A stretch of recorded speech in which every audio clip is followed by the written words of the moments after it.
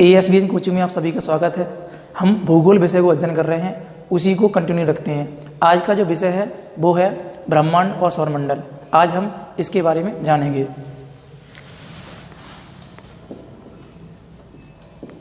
ब्रह्मांड और सौरमंडल।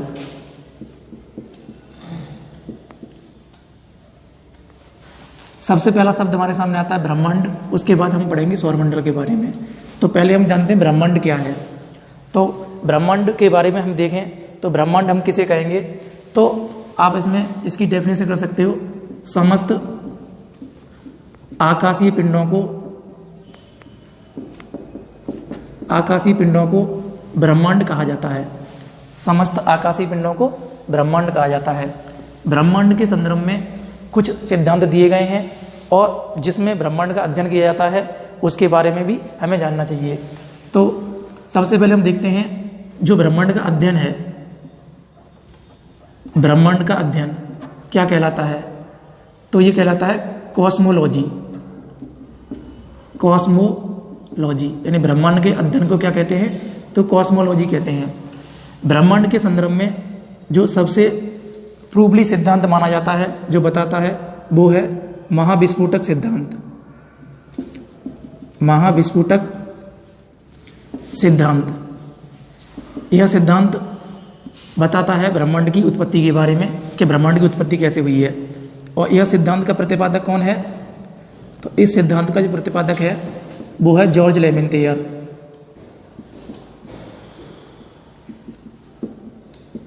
George Lemaitre, right.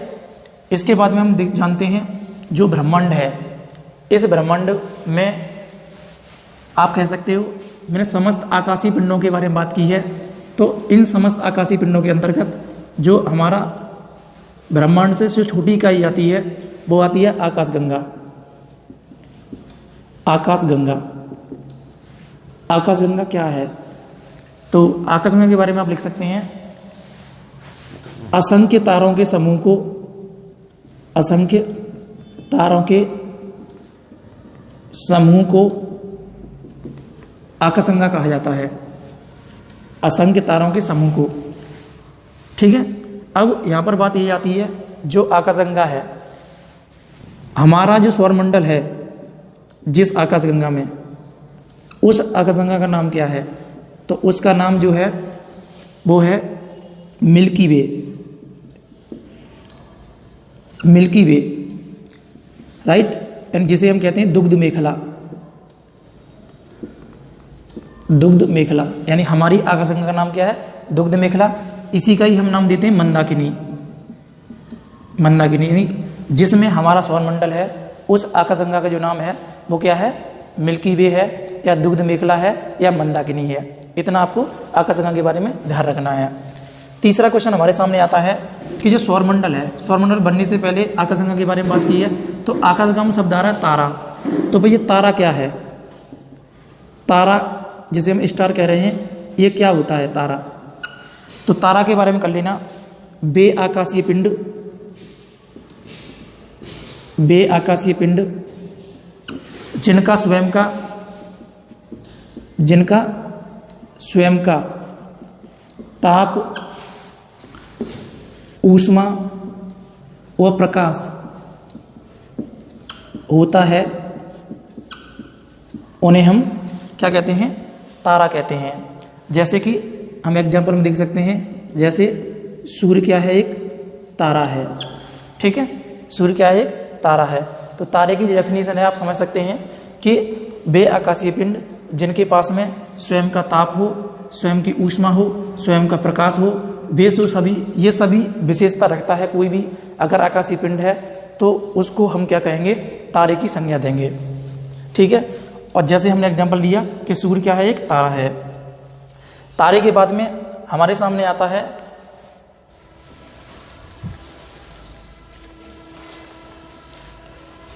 कुछ फैक्ट हैं, उनको थोड़ा नोट कर लीजिए आप। फैक्ट क्या है कि आकाशगंगा जो हमारी है दुग्ध मेखला है, हम इस बात को मानते हैं दुग्ध मेखला है, और हमारे सौरमंडल का मुखिया सूर्य है, राइट। तो हमारी आकाशगंगा में जो सौरमंडल है ना, तो हमारी जो आकाशगंगा है उसमें सबसे चमकीला तारा कौन सा है? अगर ये हमारी दुग्ध मेखला आकाशगंगा है, इसमें सर्वाधिक चमकीला तारा, सर्वाधिक चमकीला तारा कौन सा है? तो साइरस।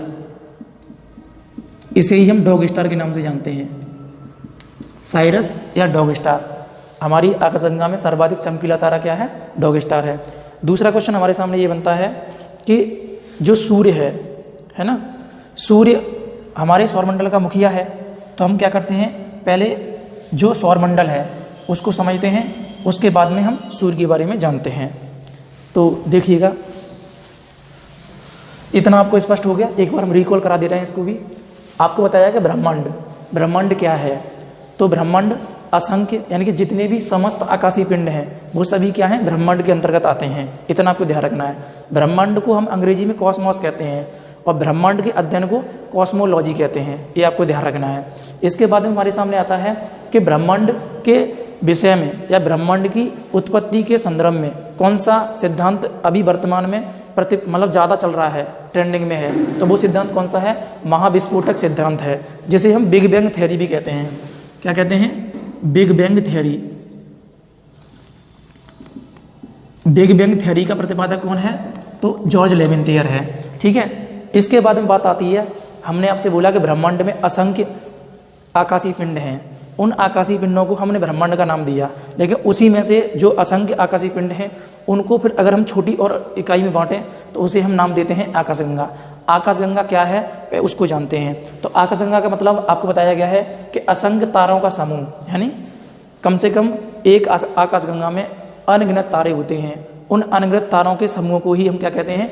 आकाशगंगा कहते हैं। अब आकाशगंगा हम बात कर रहे हैं, तो जो हमारी आकाशगंगा है उसका नाम क्या है? दुग्ध मेखला या मंदाकिनी या मिल्की वे। ठीक है। और जो दुग्ध मेखला है यह इसी आकाशगंगा में हमारा सौरमंडल है, जिसका मुखिया क्या है? सूर्य है। सूर्य क्या है? एक तारा है। और तारे के हिसाब से हमने डेफिनेशन आकाशगंगा की क्रिएट की है। तो फिर तारा क्या है? तो तारा हम जो बता रहे हैं वो क्या बता रहे हैं कि जिनके पास में स्वयं का ताप हो, ऊष्मा हो और प्रकाश हो, उसे हम क्या कहते हैं? तारा कहते हैं। अब क्वेश्चन ये आता है कि हमारी आकाशगंगा में असंख्य तारों का समूह है। उन सभी असंख्य तारों में सबसे चमकीला तारा कौन सा है? तो वो है साइरस या डॉग स्टार।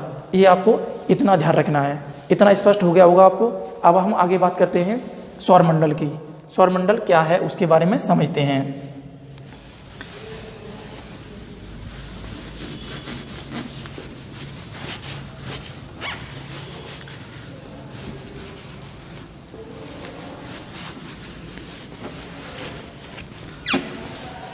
राइट।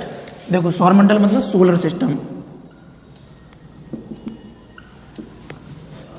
सौरमंडल आप सीधे सीधे आप ऐसा समझ लीजिएगा, सूर्य का परिवार ही क्या है?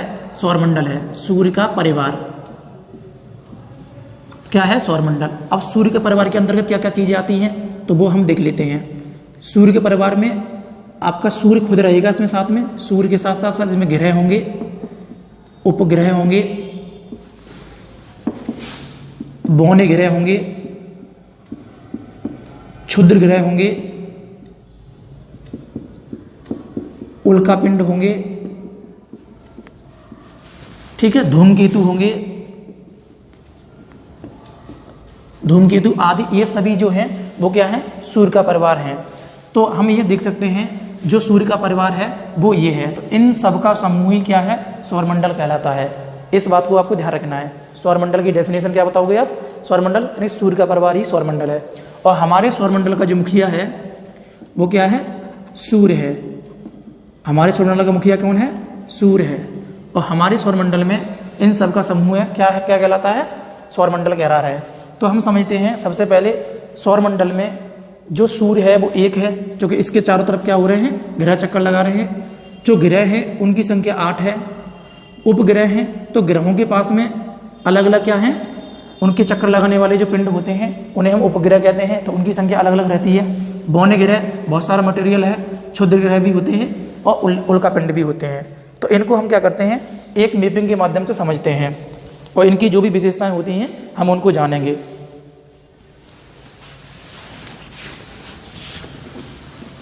तो देखिएगा मित्रों, इसमें सबसे पहले हम बात करते हैं, मान लेते हैं कि ये सूर्य है,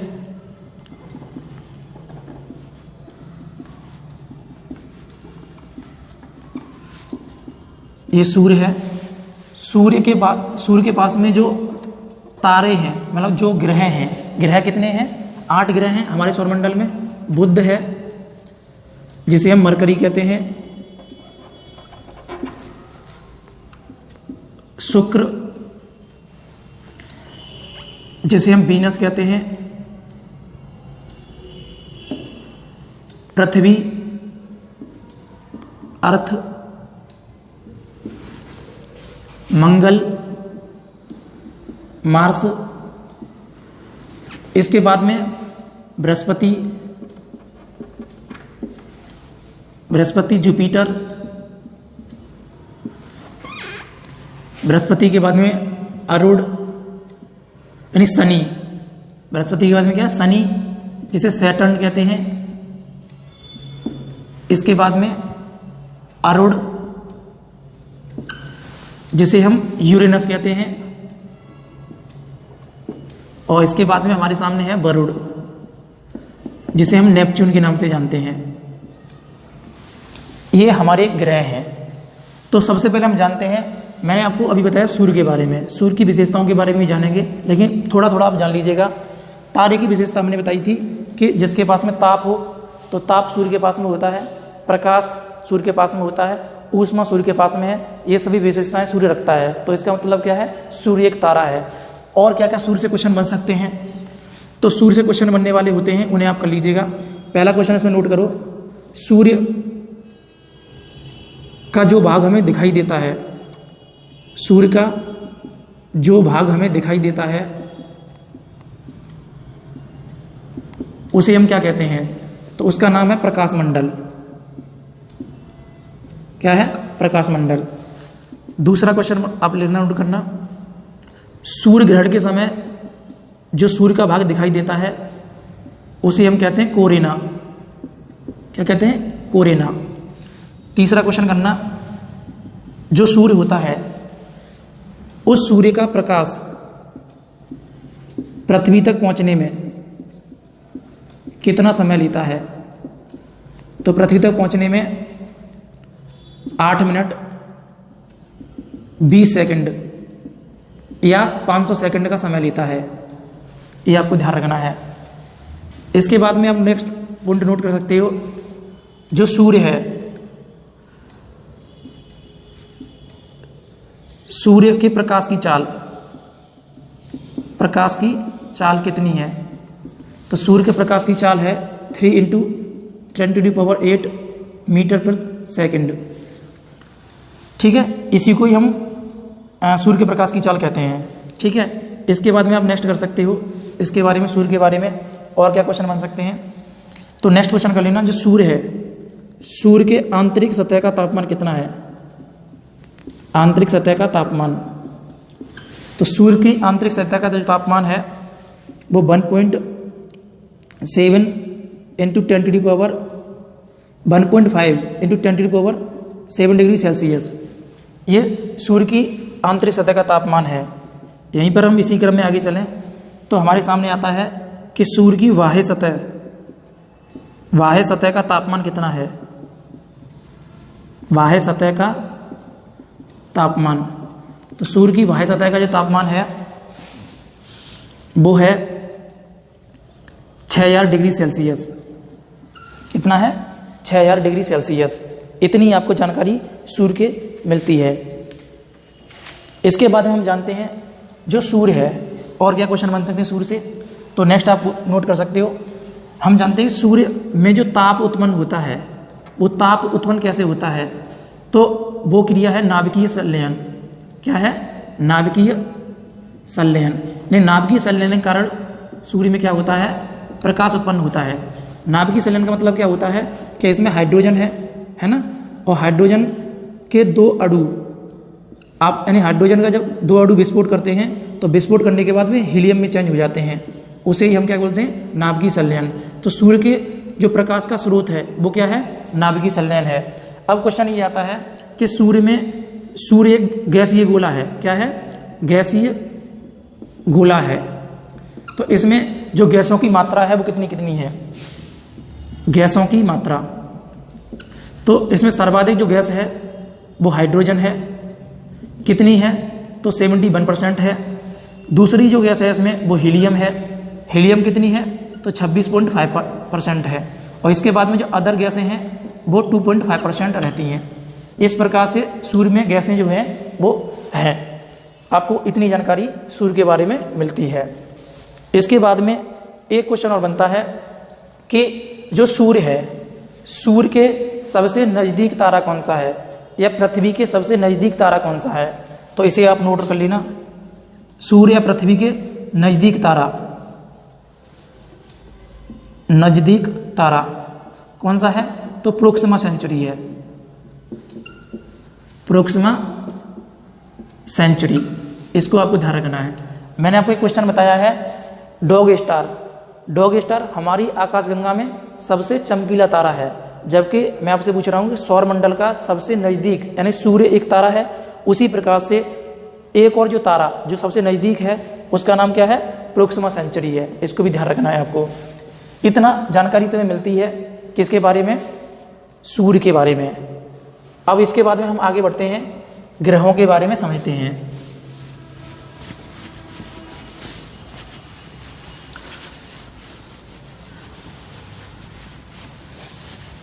सबसे पहले क्वेश्चन ये आता है कि ग्रह क्या है, ग्रह क्या है। तो ग्रह क्या है, तो आप यहां पर डेफिनेशन लिख सकते हो इसका, वे आकाशीय पिंड, वे आकाशीय पिंड जिनके पास स्वयं की ऊष्मा, ताप व प्रकाश नहीं होता है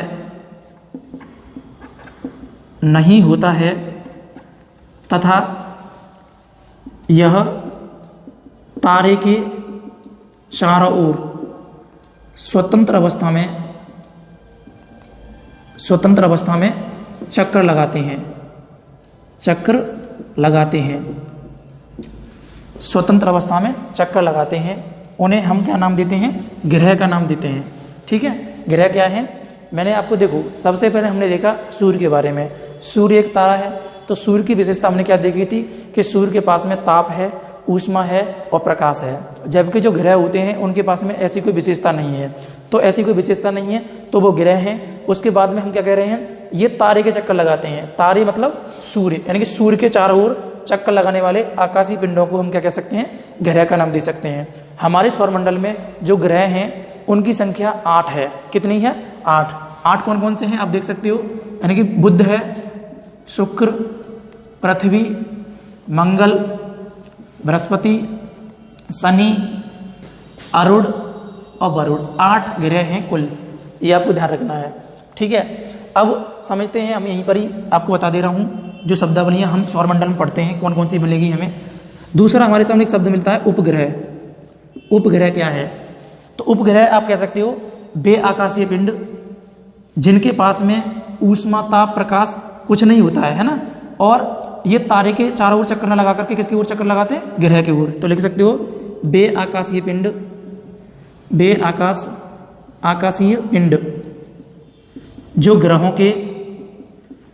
के चारों ओर चक्कर लगाते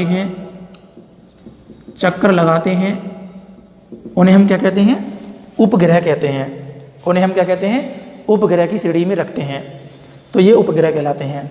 राइट, तो हम पढ़ते हैं सबसे पहले ग्रह और उपग्रह के बारे में। तो जानते हैं ग्रह क्या है, और मतलब ग्रह कितने हैं, 8 हैं। तो जो 8 ग्रह हैं, है ना, उनकी संख्या और उपग्रह, जैसे मैं आपको जैसे लिखा दे रहा हूँ उपग्रह के अंतर्गत, इसका तो आप एग्जाम्पल ये देख सकते हो कि यहाँ बुध, शुक्र ये सभी क्या हैं, ग्रह हैं। उपग्रह में तुमने नाम सुना होगा, ग्रेनीमीड, डीमोस, फोबोस, ये सभी नाम जो है वो क्या है, उपग्रह के हैं। तो इन सब के बारे में हम पढ़ेंगे तो वो उपग्रह कहलाते हैं। ये सभी जो पिंड होते हैं वो क्या करते हैं, ग्रह के चारों ओर घूमते हैं, तो वो इसलिए उपग्रह कहलाते हैं। तो हम समझते हैं ग्रह क्या, ग्रह जो है 8, उनकी विशेषताओं के बारे में एक एक करके अध्ययन करते हैं।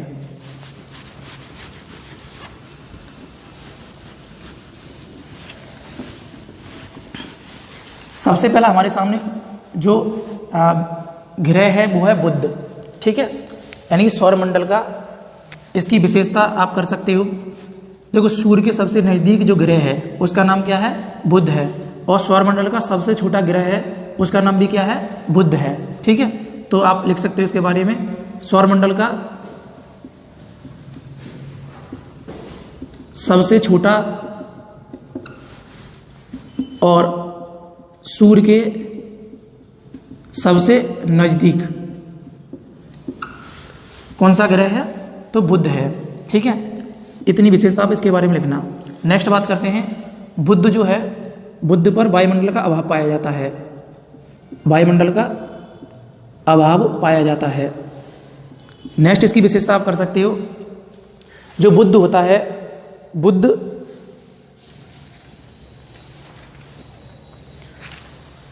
जो अपनी अक्ष पर घूमता है, यानी इसका घूर्णन गति और परिक्रमण काल, घूर्णन गति कितनी होती है और परिक्रमण गति, तो इसकी घूर्णन गति सबसे कम होती है 88 दिन। कितनी होती है, 88 दिन। और इसकी जो मतलब इसकी परिक्रमण गति जो होती है वो कितनी होती है, 88 दिन होती है, और इसकी जो घूर्णन गति होती है वो 59 दिन होती है। इतनी जानकारी आप इसके बारे में रखना, ठीक है। इसके बाद में हम अन्य ग्रहों के बारे में, चूँकि वीडियो ज़्यादा बड़ा हो जाएगा